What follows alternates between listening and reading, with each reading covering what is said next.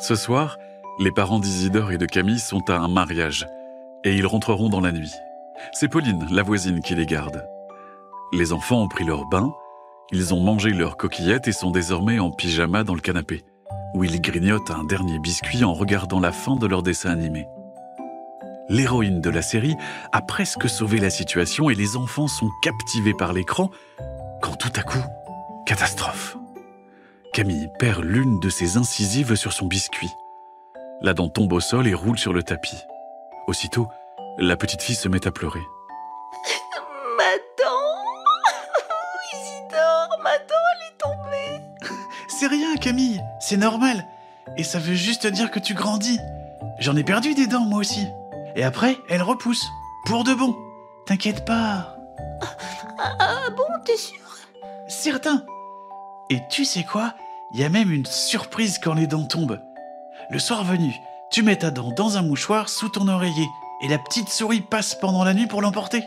Oh, mais je veux pas que la petite souris, elle emmène ma dent. Moi, c'est la mienne. Mais en échange, dans le mouchoir, la petite souris te laisse de l'argent. Elle te l'achète ta dent, tu comprends? Ah oui? Mais qu'est-ce qu'elle va en faire? Qui sait? Peut-être que les petites souris fabriquent de très jolis objets avec. Dans mon livre sur les hommes de Cro-Magnon, ils fabriquaient des peignes, des aiguilles avec les os. C'est peut-être la même chose pour les souris. Ah oui? Ah bah j'aimerais bien savoir.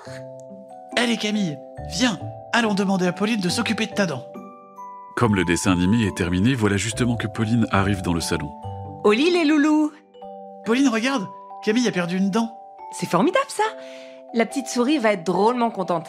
Allez, viens ma poulette, on va mettre ta quenotte dans un mouchoir pour la glisser sous ton oreiller. Ensemble, elles empaquettent sa dent et la placent au chaud, sous l'oreiller de Camille. Ensuite, les enfants s'en vont laver les dents qui restent en spéculant sur ce que les petites souris font de toutes les incisives qu'elles récupèrent. Une fois qu'Isidore et Camille ont terminé, ils vont se coucher dans leur lit pour écouter l'histoire de Pauline. Il était une fois, dans un pays lointain... Mais voilà, Camille n'écoute que d'une oreille. La petite fille est agitée, elle ne cesse de vérifier si sa dent est bien en place, là où elle l'a cachée. Ne t'en fais pas, Camille. Elle va pas s'envoler, ta dent.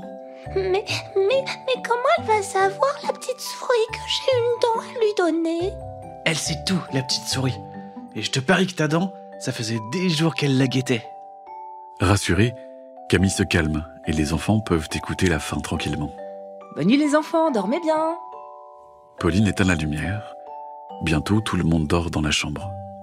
Dans son lit, Camille rêve sans doute de la petite souris et des trésors qu'elle va lui apporter. Le lendemain matin, Isidore est le premier levé. Comme papa et maman sont sans doute rentrés très tard, il se lève sans faire de bruit, se sert un verre de lait froid et emporte le reste des biscuits dans sa chambre pour lire un livre dans son lit.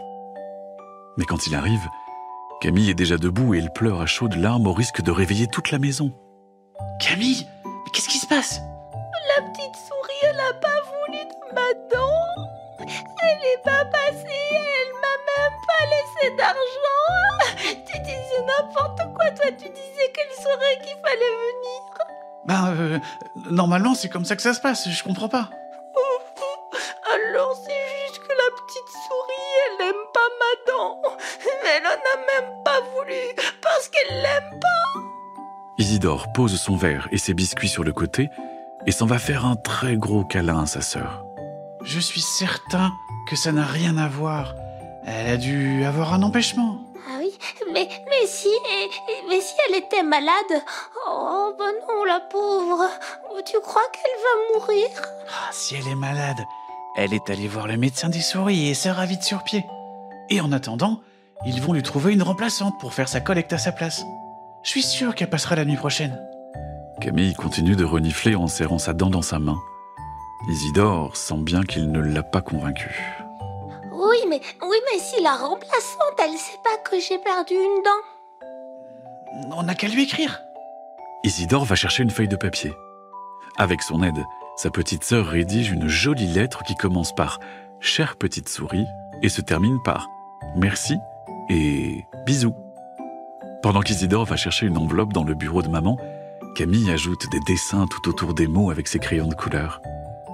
Puis, Ils plient la lettre, la mettent dans l'enveloppe et écrivent dessus « Pour la petite souris remplaçante ». Et maintenant, Isidore, qu'est-ce qu'on fait? Maintenant, je pose l'enveloppe dans l'entrée pour que papa aille la poster quand il se réveillera. Et nous, on peut aller jouer. Mais Camille réfléchit et s'inquiète à nouveau. Oui, mais Isidore, tu l'as dit, t'as pas perdu de dents depuis longtemps, toi. Et si la petite souris remplaçante, elle avait pas notre adresse, hein, si elle trouvait pas la maison? J'ai une idée. Je vais mettre notre adresse au dos de l'enveloppe. Comme ça, elle pourra facilement nous trouver.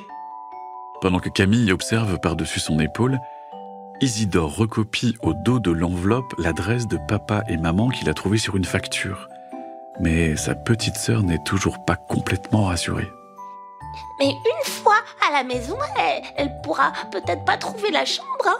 Peut-être, comment elle va faire si elle est jamais venue? Dans ce cas, nous allons la guider.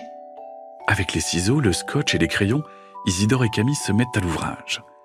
Isidore découpe de jolies flèches en papier sur lesquelles il écrit « Chambre de Camille » en gros.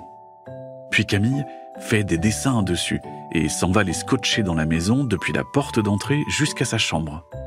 Ça fait tout un jeu de pistes qui passe par la cuisine, monte les escaliers, traverse le couloir et va jusqu'au lit des enfants.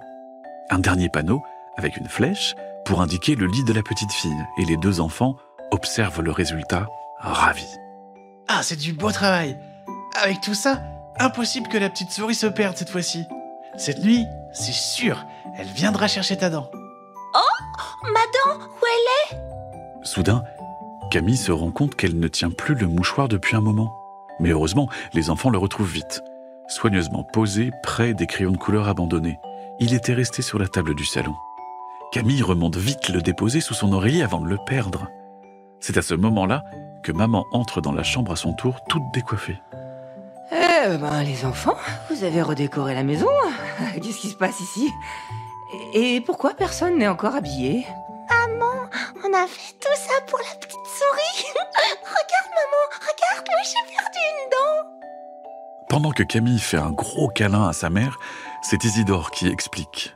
Hier soir, Camille a perdu une dent, mais la petite souris devait être malade. Ou alors beaucoup trop fatiguée. Parce que cette nuit, elle n'est pas passée. Isidore fait les gros yeux à maman. Et maman se retient pour ne pas éclater de rire. Elle est peut-être sortie, la petite souris, hein, et elle est rentrée trop tard pour travailler, ou alors elle était peut-être pas au courant. En tout cas, c'est vrai que c'est embêtant. J'ai dit à Camille qu'elle passerait sans doute ce soir. On lui a même écrit une lettre pour qu'elle n'oublie pas de venir. Et toutes les flèches, c'est pour lui montrer le chemin jusqu'à la chambre. Avec tout ça, j'espère qu'elle achètera la dent avec des intérêts. Bah oui, peut-être, qui sait. En attendant, si vous avez terminé, nous pourrions peut-être aller prendre le petit déjeuner. Avec plaisir. J'ai une faim de loup. D'ailleurs, mais où sont passés mes biscuits?